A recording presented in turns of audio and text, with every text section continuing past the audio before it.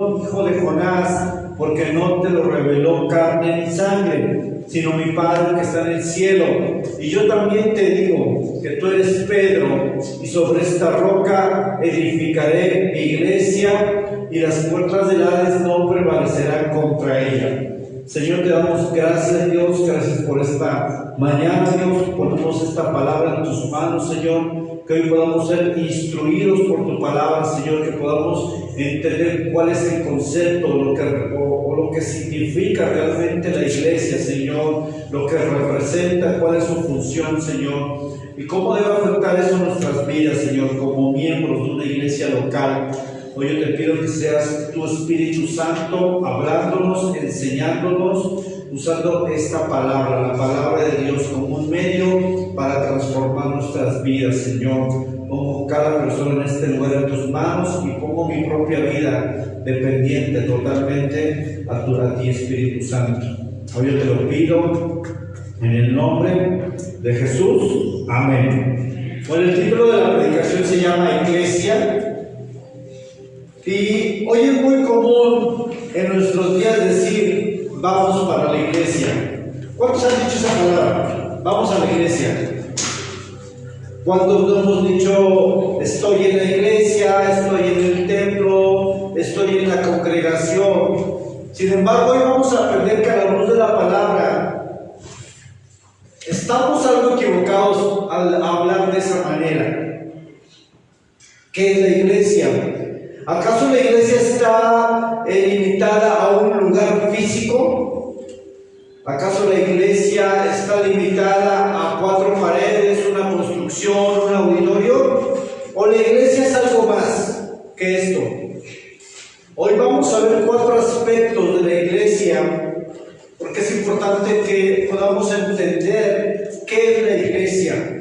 Este tipo de sermón se conoce como un sermón doctrinal. ¿Por qué doctrinal? Porque estamos hablando de enseñanza. Es enseñanza que habla de las doctrinas básicas como cristianos. Otra enseñanza doctrinal es hablar de la fe. Eso es doctrinal. Hablar acerca del Espíritu Santo, hablar acerca del pecado, son doctrinas básicas para nosotros. Y vamos a hablar acerca de lo que es la iglesia. Como este es un tema algo amplio, vamos a ocupar los domingos para ver este tema. Y hoy quisiera empezar con el primer punto y sacar a la luz acerca de lo que no es la iglesia. Porque muchas veces, si no tenemos claro el concepto de qué es la iglesia, podemos decir palabras que son incorrectas delante de la palabra de Dios. Y lo primero que quiero decir de lo que la iglesia no es un edificio de cemento, de piedra y detalles particulares. Muchas veces nosotros nos referimos a la iglesia como un lugar, como este lugar, donde nosotros nos reunimos. Sin embargo, la palabra nos enseña en 1 Corintios capítulo 3, del 16 al 17, que nosotros somos el templo de Dios, que cada uno de nosotros representa este templo. También la Biblia nos da referencia que es un templo construido de piedras vivas. ¿Quiénes son las piedras vivas? Nosotros, que fuimos hechos salvos por gracia, donde Cristo es la piedra angular sobre el cual se edifica esa iglesia. Nosotros vamos a entender hoy que la iglesia no es un edificio, no es un auditorio, no es un lugar hecho de piedras. También lo que no es la iglesia no es un club social donde hay niveles, donde hay estatus, donde hay miembros preferidos, donde hay miembros VIP más importantes que otros, pero que la iglesia sí es un lugar donde hay diversidad de miembros con diferentes funciones en cada uno de ellos, que trabaja en armonía como un cuerpo donde Cristo es la cabeza. La iglesia no es un club social para hacer amistades de manera inicial, aunque las amistades que podemos tener aquí dentro de la iglesia es un resultado de esta comunión que tenemos, no es el propósito principal de la iglesia.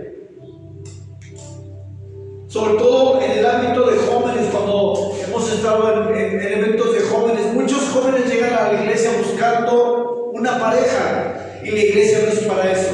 Aunque la iglesia te puede dar la oportunidad de conocer a alguien que comparte tu fe, alguien que ama a Dios, no es el propósito de la iglesia. En alguna ocasión escuché a un joven llegar a una iglesia y decir: pues ya llegué, a ver qué hay por aquí, qué pesco. Y la iglesia no es para eso, no es un club social. Aunque convivimos, aunque usted pudiera conocer una persona que ama a Cristo y a manera futura tener una relación y casarse, está bien, pero no es el propósito de la iglesia. Ese no es el propósito.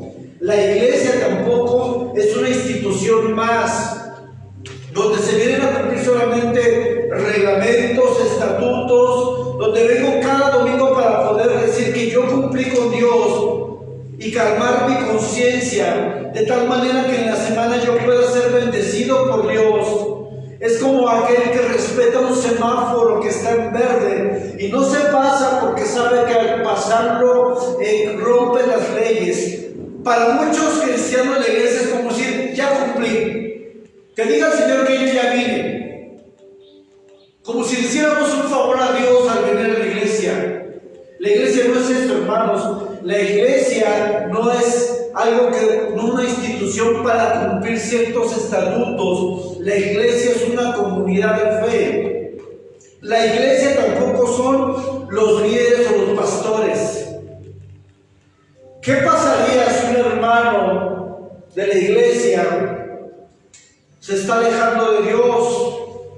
De manera inmediata nosotros podemos pensar, y vamos a ver a la luz de la palabra, que el único responsable por esa persona es el pastor o los líderes, y que si esa persona decide alejarse de la iglesia es culpa del pastor. Pues ¿qué creen? Que hoy vamos a ver a la luz de las Escrituras que usted también es responsable. No solamente el que está parado enfrente de ustedes, hoy lo vamos a ver. Usted como miembro de una iglesia local tiene la responsabilidad hacia ese hermano también. O podemos pensar que es algo que a usted no le interesa. Podemos pensar que es solamente responsabilidad del pastor.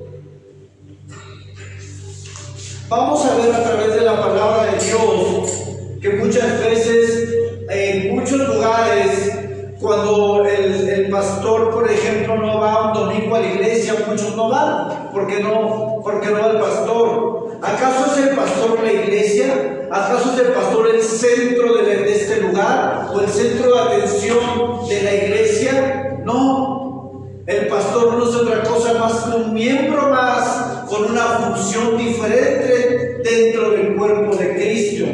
Pero ni los líderes, ni los pastores, ni los diáconos, ni los servidores, ellos no son la iglesia. Ellos no representan a la iglesia en cierta manera, que si ellos no están, la iglesia se detiene. Por supuesto que no. La iglesia somos todos nosotros, y el centro de toda esta reunión es Jesucristo, el único que merece la gloria. Nosotros les preparamos a ustedes por medio de la palabra, para que el día que no se encuentre el pastor, usted tenga la capacidad de poder dar un consejo conforme a la palabra de Dios, para que ustedes incluso puedan dar respuestas a esas interrogantes que las personas tienen acerca de nuestra fe. Usted tiene que estar preparado para presentar defensa. Si alguien a usted le dice que la letra mata y que por eso no va a estudiar, porque mucho estudio mata al espíritu, usted tendría que tener la capacidad de poder explicarle por qué eso es incorrecto, porque eso ya lo hemos visto en los estudios bíblicos, hemos hecho un estudio profundo de ese pasaje, y usted tendría que tener la capacidad de poder explicar algo así. Eso debería ser.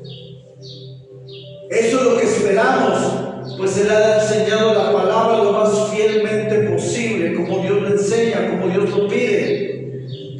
Nosotros no somos indispensables en la obra del Señor. De hecho, nadie lo es. Sin embargo, cada miembro de la iglesia debe tener la capacidad de poder dar fuerza de la fe a aquel que se lo demande. ¿Es capaz de hacerlo? ¿O necesita que esté un pastor para que lo haga?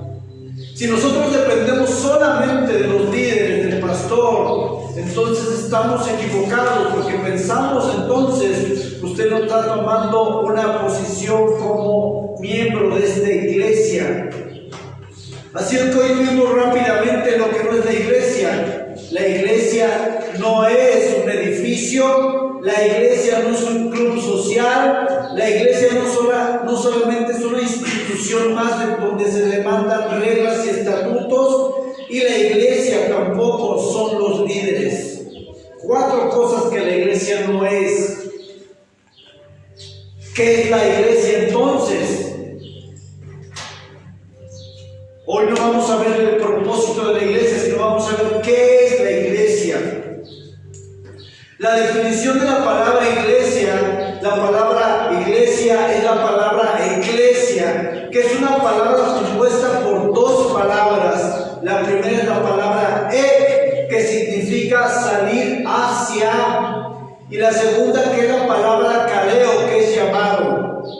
Esta palabra de eclesia o iglesia, la Biblia no solamente nos enseña que se habla de la iglesia de Jesucristo, así como una vez les enseñé que la palabra mundo puede tener 3 significados.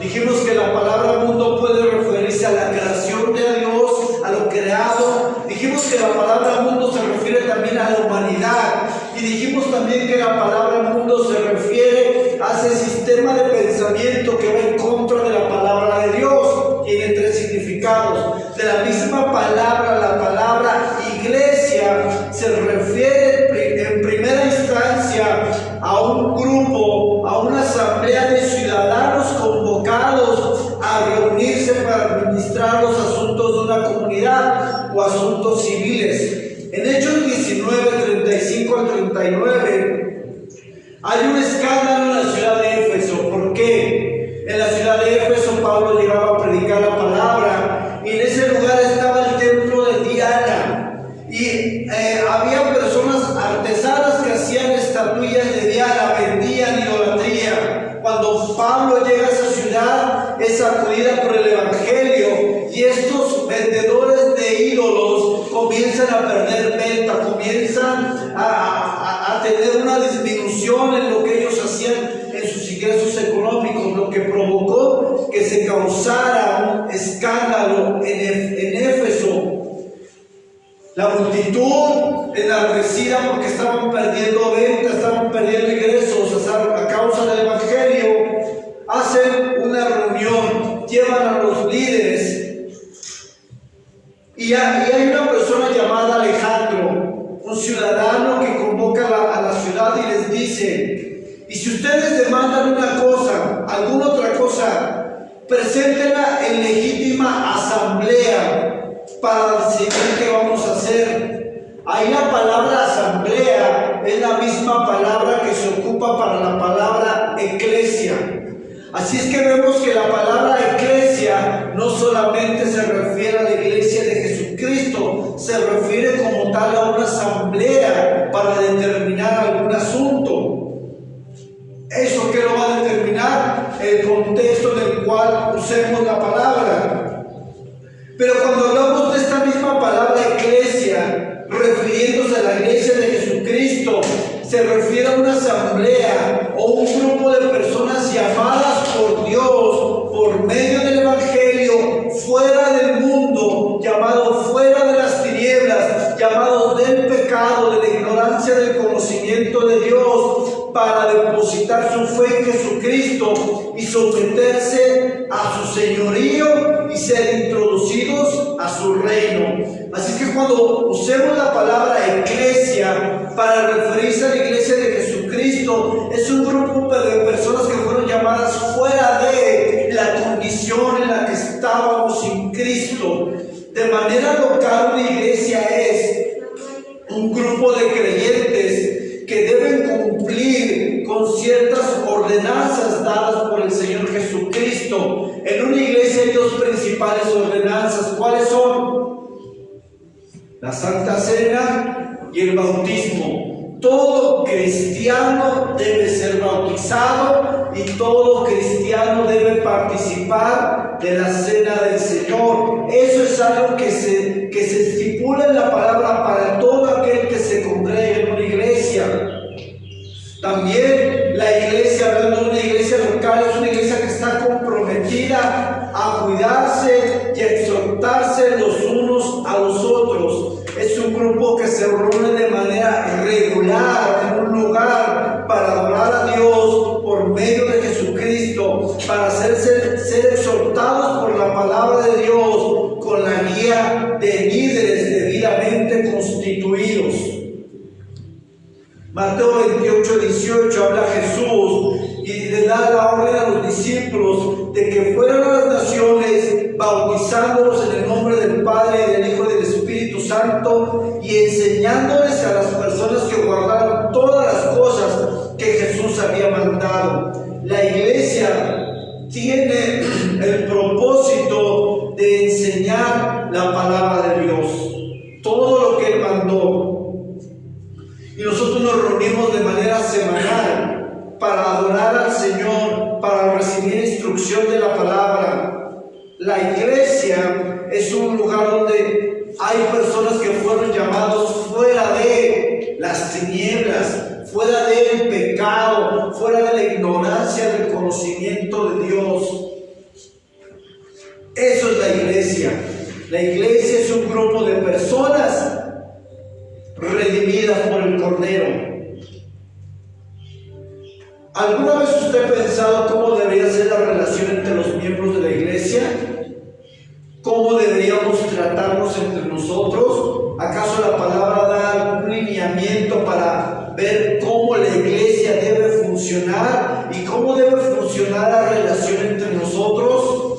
Sí. En las cartas paulinas encontramos una y otra vez la palabra unos a otros. De hecho, la encontramos más de 50 veces en las cartas paulinas. Las cartas paulinas fueron escritas a iglesias en diferentes ciudades. Así es que lo que yo voy a citar a continuación son versículos sacados de las cartas paulinas, cuando Pablo les escribe a ellos de qué manera deberían relacionarse. Y esta palabra que Pablo escribe a las iglesias es la misma palabra que nosotros podemos tomar, porque nosotros somos una iglesia local. Pablo les dice en Romanos 15:14 que los hermanos se deberían de amonestar unos a otros. Entre las Tesalonicenses 1:14 Pablo les dice: os ruego, hermanos, que amonestéis a los ociosos.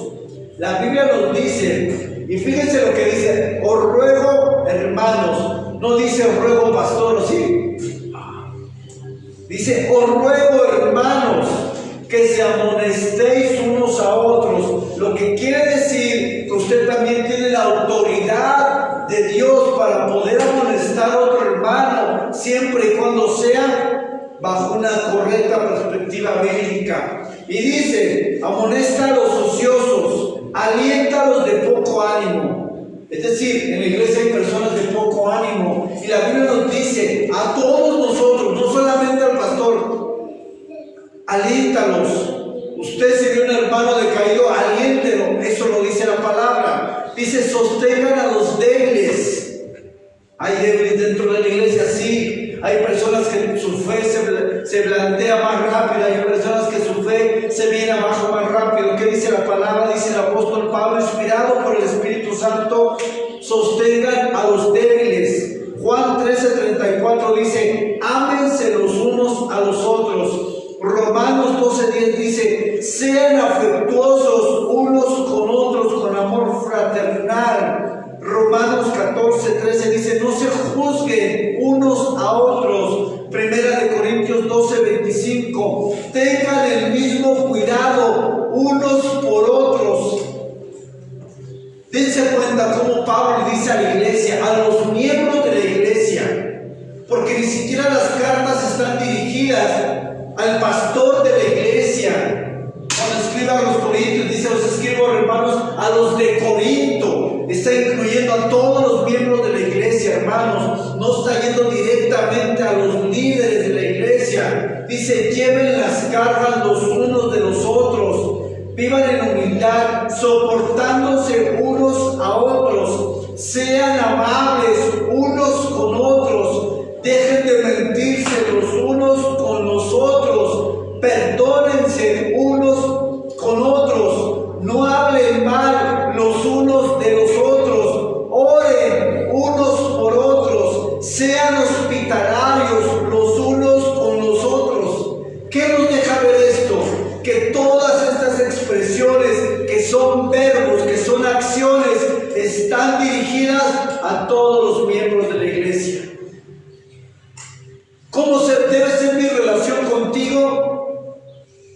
Perdonarnos si nos hemos ofendido, ser amables, no mentirnos, ayudarles a llevar sus cargas, no hablar mal unos de otros, ser hospitalarios unos con otros. Lo que nos está enseñando la palabra es una guía, es un mapa de cómo nosotros debemos de tratarnos. Y dice, exhórtalos, amonéstense unos a otros. Lo que me lleva a pensar, si usted alguna vez había pensado cómo debe ser usted como cristiano en una iglesia local hacia los demás. Porque a veces podemos pensar, bueno, lo que haga el hermano no me importa. Bueno, la Biblia no enseña eso. La Biblia me enseña que yo debo de preocuparme por otros, por ustedes, y ustedes por mí. Eso es lo que enseña la palabra de Dios. La Biblia me enseña que yo debo de perdonarlos si ustedes me ofenden, y que si yo los ofendo, ustedes deben de perdonarme. La Biblia nos enseña que yo debo de amonestar a los ociosos, alentarlos, sostenerlos, así como ustedes, si me ven ociosos a mí, pueden amonestarme. Lo que la Biblia nos enseña, hermanos, es cómo debemos nosotros relacionarnos conforme a la Escritura.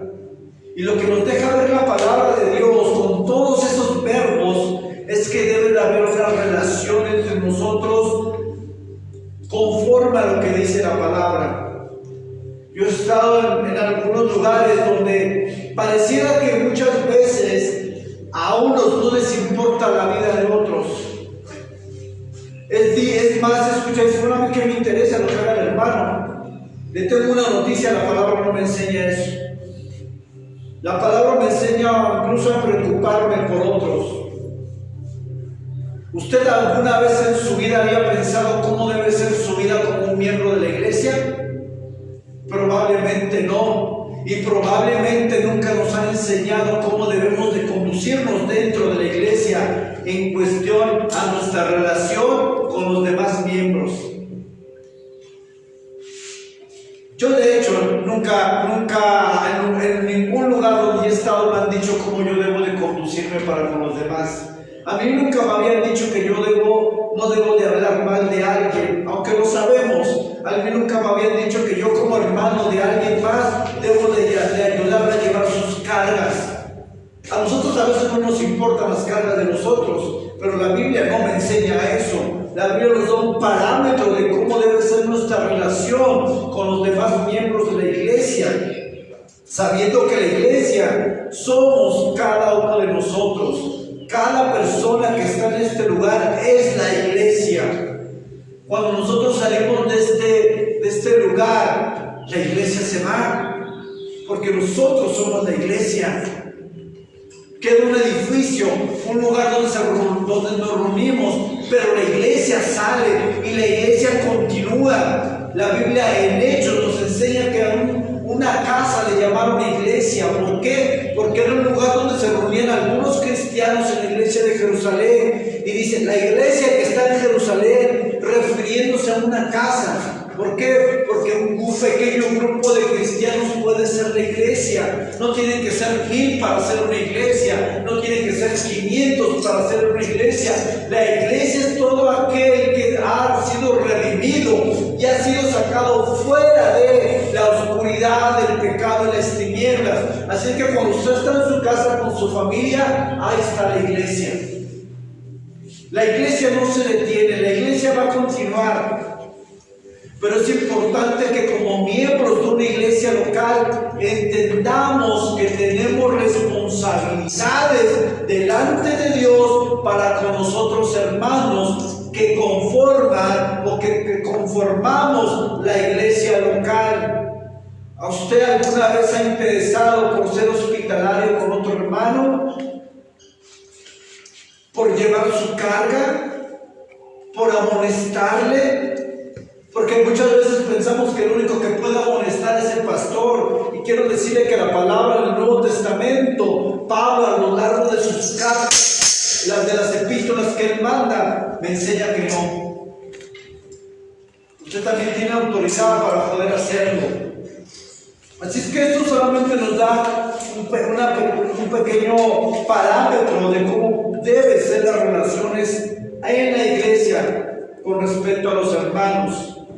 Y por último quiero hablar de 3 verdades bíblicas en relación de Jesucristo con la iglesia. Y lo primero que quiero decir acerca de Jesucristo con la iglesia es que la iglesia, ustedes, la iglesia, todos nosotros somos de Jesucristo. Mateo 16:18. Y yo también te digo que tú eres Pedro, y sobre esta roca edificaré mi iglesia. Hechos 20:28. Por tanto, mirad por vosotros y por todo el rebaño que el Espíritu Santo os ha puesto por obispos, hablándole a los pastores, para apacentar la iglesia del Señor. Hoy es tan común que en muchos lugares los pastores o los líderes se sienten dueños de las ovejas. Y aquí claramente hay una verdad bíblica, un principio bíblico que nos dice que la iglesia es ¿de quién? De Jesucristo. Él la compró con su sangre. Él pagó el precio por ella. A Él le pertenece la iglesia. ¿Por qué es importante entender esto? Porque a lo largo de los años hemos visto en muchos lugares que los líderes se sienten dueños de las ovejas. Y no es así. La iglesia es de Jesucristo. Pues ningún hombre sobre la tierra podrá dar su vida por la iglesia, ni ningún hombre sobre la tierra tiene la autoridad para poder comprar a la iglesia, solamente aquel que fue llevado a la cruz, Jesucristo. La iglesia es de Jesús, no es de nadie más. No le pertenece a una denominación, no le pertenece a un grupo de personas especiales. La iglesia es de Jesucristo. La iglesia le pertenece a Él. Como punto número 2, Cristo cuida a su iglesia. Dice que las puertas del Hades no prevalecerán contra ella. La iglesia ha sufrido ataques a lo largo de la historia. Vemos desde Pentecostés cómo hubo ataques a los cristianos de la iglesia primitiva.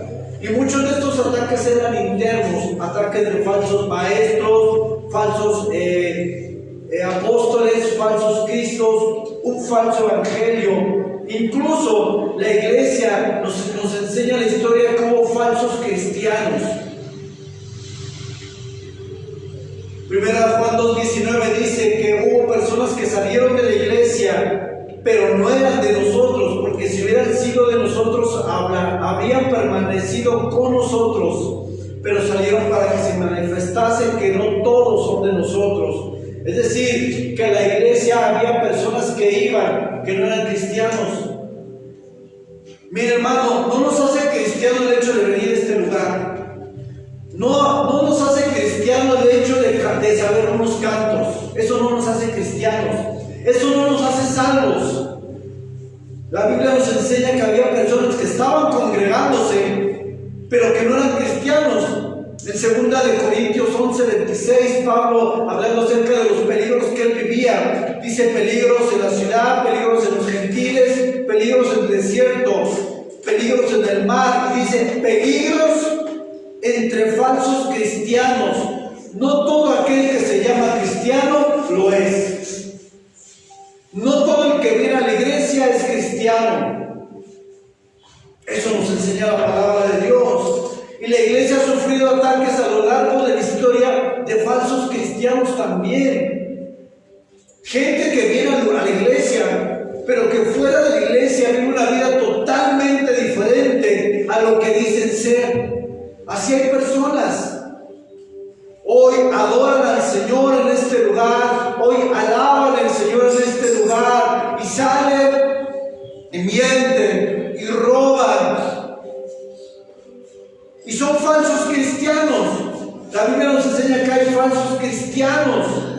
Son ataques que vienen dentro de la misma iglesia, de personas que se llaman así cristianos, pero no lo son. También tenemos ataques externos como la persecución, como la difamación. En los tiempos de la iglesia primitiva había persecución y los hermanos eran perseguidos a causa de su fe. Eran ataques externos que recibía la iglesia. Sin embargo, hoy podemos decir con toda seguridad que la iglesia va a permanecer porque Jesucristo la cuida, porque Jesucristo la guarda, porque Él es el Señor de la iglesia, a Él le pertenece, a Él le costó su sangre, y Jesucristo guardará la iglesia en sus manos.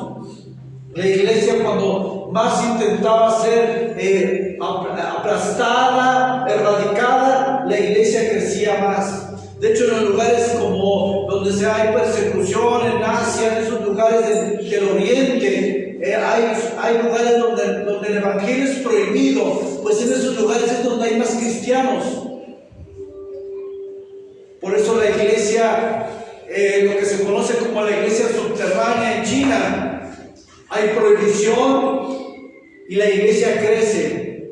Es más, en esos lugares donde la iglesia es prohibida, es donde la fe de los cristianos es más avivada, y es donde hay cristianos más apasionados que en lugares donde la iglesia es permitida. Es triste ver que en muchos lugares donde la iglesia hay apertura para congregarse, para servir, para vivir para Cristo, los cristianos son más apáticos, los cristianos son más indiferentes. A los cristianos se les tiene que rogar para que busquen, a los cristianos se les tiene que rogar para que oren, a los cristianos se les tiene que rogar para que lean la palabra. ¿Sabe por qué pasa esa apatía, hermanos? Porque la permisidad que tenemos para adorar a Dios al mismo tiempo nos hace personas apáticas al evangelio y a lo que significa Jesucristo. De lo contrario, en lugares donde se les prohíbe, donde son perseguidos, donde ser cristiano no es fácil, la fe de esos cristianos es más viva que la fe de los cristianos que se nos permite buscarles. Y eso es una vergüenza, porque la misma sangre que se pagó por esa iglesia que está en persecución es la misma sangre que se paga por la iglesia que no estamos en persecución y que se nos permite adorar, predicar el evangelio, se nos permite buscarle, pero no lo hacemos.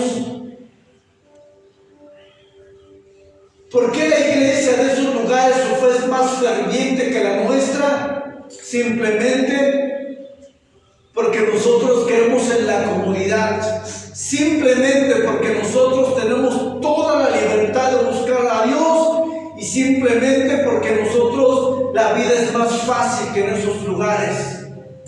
Yo les apuesto que si viniera una persecución para la iglesia en México, la iglesia se aviva. Yo se los aseguro. Pero como se nos permite todo, la iglesia está como la iglesia de Pérgamo. Una iglesia que se llama viva y que está muerta. Queremos grandes plataformas, queremos grandes oradores, grandes equipos de sonido, grandes auditorios, pero iglesias muertas. No sirve de nada, hermanos. No sirve como tener un gran auditorio lleno de gente con iglesia muerta, como no sirve de nada tener un grupo de personas con cosas limitadas, pero también una iglesia muerta. Los dos opuestos son algo dañino. No sirve. Estuve en un lugar en la sierra y yo pude ver el hambre de las personas, como incluso personas que hablaban en un dialecto se les predicaba y eran quebrantados por el evangelio y venían a Cristo. Personas que tenían que caminar 2 horas caminando. Y a nosotros nos cuesta trabajo venir en un automóvil, en un pecero, y nos quejamos. Cuando hay iglesias en lugares como en la sierra donde la gente tiene que caminar y llegan con callos a la iglesia, pero se les ve el amor por Dios, se les ve el amor por Cristo, se les ve la pasión por Cristo. Y muchas veces es una pasión que nosotros no tenemos. Es una vergüenza para nosotros decir esto.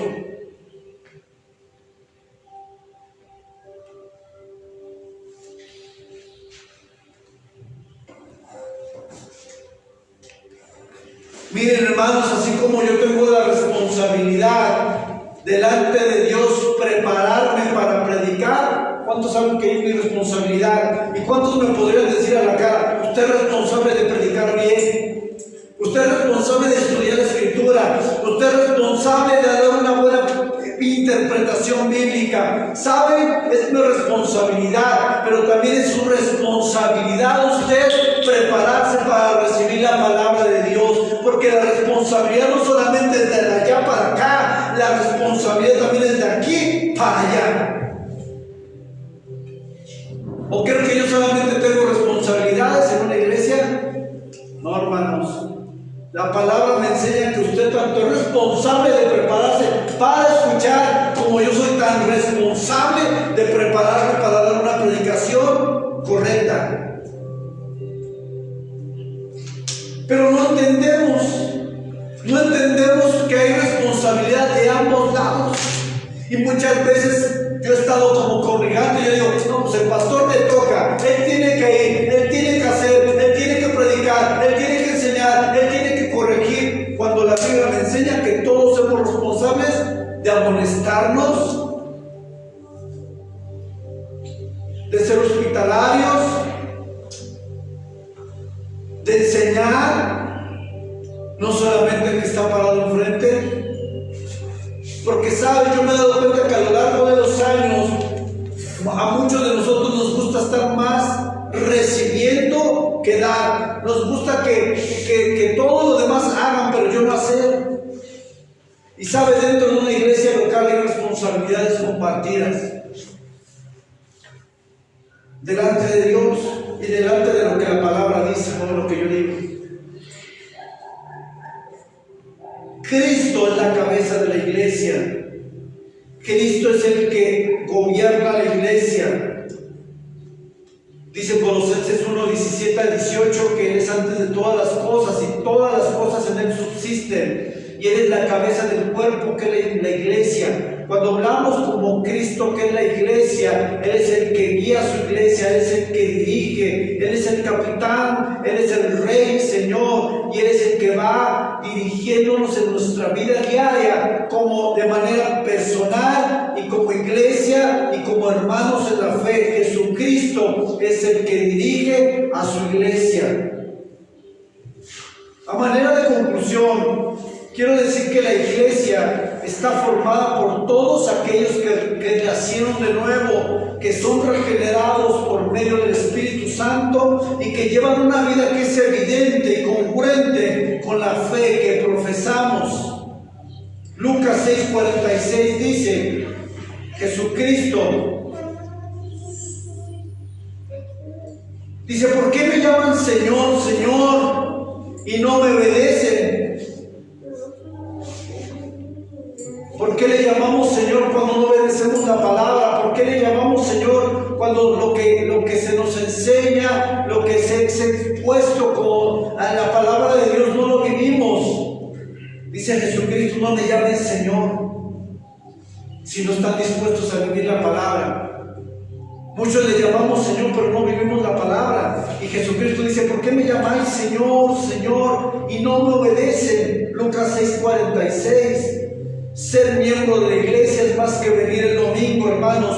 Ser miembro de una iglesia demanda obediencia absoluta a Dios y a su palabra. Ser miembro demanda tener responsabilidades compartidas y entender que el compromiso que hacemos es primeramente para con Dios y no para con los hombres. Ser miembro de una iglesia significa que yo entiendo que también tengo la responsabilidad de alentar a mis hermanos, corregir a mis hermanos, amonestarle, amarle, ser hospitalario, ser amable con los demás. Ser miembro de una iglesia implica muchas cosas. Muchos van a la iglesia, pero son simpatizantes, no son miembros, porque un miembro tiene responsabilidades. Es como ir a la escuela. Hay muchos que van a la escuela, pero no hacen lo que todos hacen, no obedecen. Y pareciera que son de esos estudiantes que van como oyentes. Un oyente no tiene responsabilidad de nada.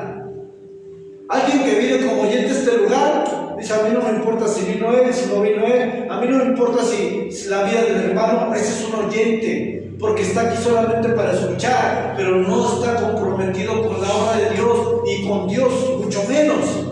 Un oyente es aquel que solamente va a un lugar, escucha la palabra, pero se va a su casa como si nada. Ese es un oyente.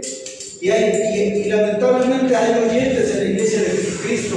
Hay personas que no tienen que ver con nada de la iglesia. Hay personas que no les interesa nada de la iglesia, solamente recibir la palabra y solamente recibir las bendiciones de Dios. Así hay cristianos que solamente buscan qué Dios les da, pero no tienen ningún compromiso para con Dios. Una iglesia viva debe entender que está en compromiso con Dios primeramente y que tiene un compromiso compartido para los hermanos, hacia los hermanos. Eso es la iglesia de Jesucristo. Vamos a ver la próxima semana cuál es el propósito y cómo cumplir el propósito para el cual fuimos escogidos. Es importante conocer esto, hermanos, porque muchas veces no se nos enseña todo esto. Muchas veces pensamos que yo solamente voy el domingo a la iglesia y ya, las demás, toda la semana ya no tengo que ver nada con la iglesia, o la iglesia se quedó en cierto lugar. Cuando la iglesia es usted, y cuando la iglesia no está en su casa, usted también debe adorar al Señor, debe leer la palabra, debe orar, debe buscarla para la presencia de Dios. Así es que le pido que se ponga de pie.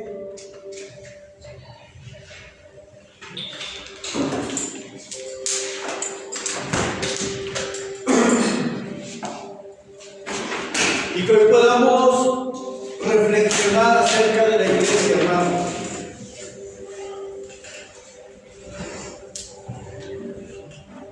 Si nosotros entendemos lo que la iglesia es, entonces vamos a poder llevar a cabo la función para la cual fue instituida la iglesia. Si nosotros no conocemos qué es la iglesia, entonces no vamos a poder llevar a cabo la función o el propósito de la iglesia. Una iglesia sin propósito no tiene sentido. La iglesia tiene una razón de existir. La iglesia tiene una razón de ser. Y si la iglesia no está cumpliendo esa razón de ser en un lugar, entonces no es iglesia. No es iglesia. Si los miembros de la iglesia no están cumpliendo sus responsabilidades como miembros de una iglesia, entonces no son miembros, son oyentes. Porque un miembro tiene responsabilidad, así como la tiene el pastor, la tiene el miembro. La responsabilidad no solamente apunta a un altar, la responsabilidad apunta a todo un grupo de personas. ¿De qué tenemos responsabilidades? De orar, de leer la palabra, de ofrendar, de hacer evangelismo, de hacer la obra de Dios. Y si nosotros como iglesia no estamos haciendo eso, entonces no somos iglesia.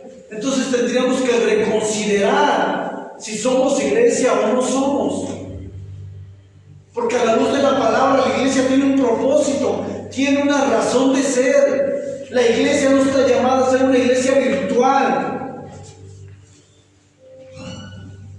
No existe la iglesia virtual en las escrituras. Eso no existe. No No debemos de conformarnos a conectarnos en la semana, hermanos. Eso no es la iglesia. Y aún cuando muchos se conectan, se están durmiendo, están viendo su celular, están viendo otra cosa. Eso no es la iglesia. La palabra de Dios me enseña que eso no es la iglesia, ni nunca va a ser la iglesia. Jesucristo nos instituyó una iglesia virtual. Jesucristo dijo: yo edifico mi iglesia, un grupo de creyentes que se reúnen, que conviven, que se edifican, que se amonestan, que son amables unos con otros, un grupo de personas que tienen responsabilidades en un cuerpo de Cristo y que tienen una función dentro del cuerpo de Cristo, una función para edificar a otros, para bendecir a otros, para compartir el evangelio. Si una iglesia no está haciendo eso, entonces no es iglesia. Entonces no somos iglesia. La Biblia me enseña que eso no es la iglesia, disculpen. Lo que instituyó Jesucristo en Mateo 16, 18 es la primera vez que se habla o que Jesús dice la palabra iglesia. La primera vez en los evangelios. Debemos reconsiderar, número 1, soy un miembro de verdad. Y número 2, cuáles son mis responsabilidades dentro de una iglesia. Y número 3, estoy ejerciendo mi responsabilidad como miembro de una iglesia. Mi responsabilidad es traer la palabra de Dios y hacer la obra pastoral. Pero yo te pregunto, ¿usted está haciendo su obra o su función como miembro de la iglesia? ¿O pensamos que el ser miembro de la iglesia solamente es venir los domingos y olvidarse de Dios toda la semana? Eso no es ser un miembro de la iglesia, disculpen. Eso no es ser un miembro. Podemos ser simpatizantes, tal vez, pero un miembro no. No somos miembros de una iglesia, hermanos. Porque la palabra me enseña que hay muchas responsabilidades que tengo como miembro. Yo soy un miembro más, que tengo una función dentro de este cuerpo. Y cada uno tiene una función.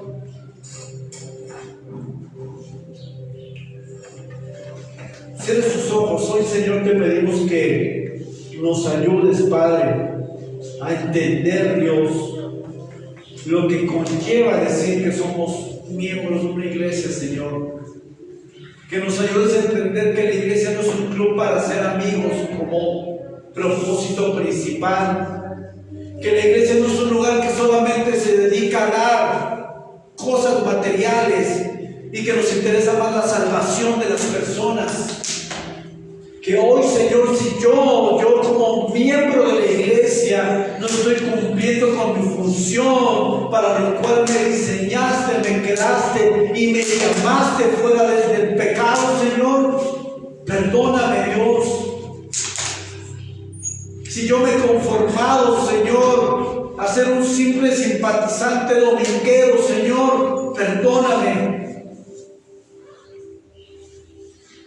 Ayúdanos a reflexionar, Señor, sobre lo que es la iglesia, Señor, y sobre cuál es la responsabilidad que yo tengo primero delante de ti, Dios, como un miembro de una iglesia, Señor, de un cuerpo local. Ayúdanos, Señor, también a poder cumplir esta función como iglesia de predicar el evangelio, Dios, porque tú un día nos vas a pedir cuenta. Ay, perdónanos, porque si nos hemos conformado, Dios, a no hacerlo, Dios, no estamos cumpliendo tu mandamiento de ir y predicar el evangelio. No lo estamos cumpliendo y eso estamos pecando por no hacerlo, Señor. Ayúdame a entender que cada uno es responsable como miembro, Señor. Que no solamente todo se recarga sobre los líderes, sino que también cada miembro de la iglesia tiene una responsabilidad delante de tuya, Señor. Así como yo. Y a cada uno se nos pedirá cuenta, dice la palabra, por lo que hicimos y por lo que no hicimos, Señor. Hoy yo te pido perdón, Señor, Si te hemos fallado en algunas áreas como iglesia, Dios, en este lugar que te plació ponernos, Señor, hoy yo te pido si nos hemos conformado, Señor, si hemos sido egoístas al no compartir el Evangelio. Y si nos hemos conformado con los que somos, Señor, porque también la palabra nos enseña que la iglesia tiene que crecer. Pero tú lo haces a través de personas que evangelizan, Señor, no de personas que se encierran. Tuya es la obra, Espíritu Santo. Tú tocas los corazones, pero nuestra responsabilidad es hablar de ti, Cristo. Yo te pido perdón porque tal vez como miembro de esta iglesia no he cumplido cabalmente con todas mis funciones. Te pido perdón porque tú diste tu vida en la cruz, tú compraste esta iglesia, te pertenece a ti, Señor. Y si yo no he cumplido con mi responsabilidad, te pido perdón porque costó tu sangre que yo esté aquí parado, Señor. Te costó todo, Cristo, a ti. El instituir la iglesia te costó la vida, Jesús. Y si no estamos viviendo conforme a ese propósito, Señor, estamos equivocados delante de ti. Yo primeramente, Señor, te pido perdón si mi actitud no ha sido la correcta.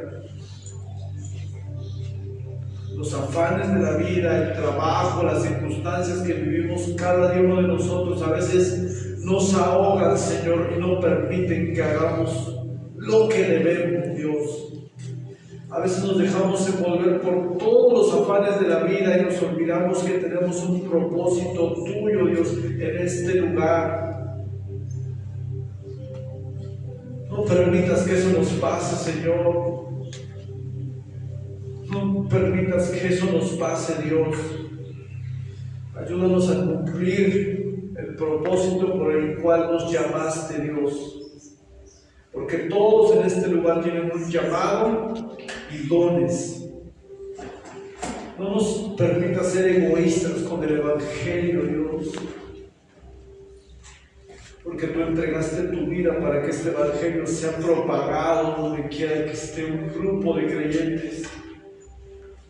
No nos hagas egoístas ante la situación de los demás. No nos hagas personas que solamente venimos a ver qué nos das, a ver qué nos ofreces, a ver un show, Señor. Ayúdanos a crecer en el carácter y en el fruto del Espíritu Santo cada día. Ayúdanos a ser cristianos genuinos donde quiera que nos paremos, Señor. Ayúdanos a ser verdaderamente personas que han nacido de nuevo y que viven en la luz y que dan luz, reflejan la luz. Hoy yo te pido perdón, Señor, si nuestra actitud no ha sido la correcta para contigo, Señor. Y si hemos tenido en poco el Evangelio y tu presencia, Dios. Yo te pido perdón, Señor, de mi parte, Dios, y de la iglesia, que somos todos nosotros, Señor. Ayúdanos a entender el sacrificio. Ayúdanos a entender el sacrificio, Señor. El sacrificio puede cambiar todo, Dios. El sacrificio puede cambiar nuestras vidas.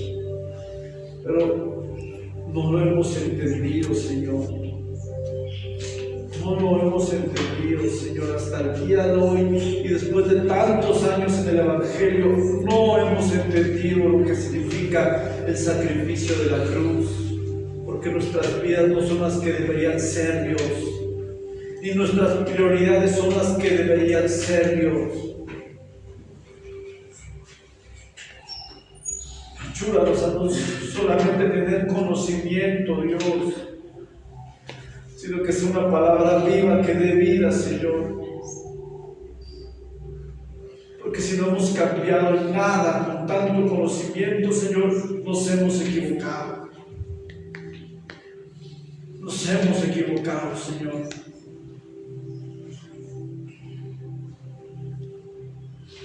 Perdónanos.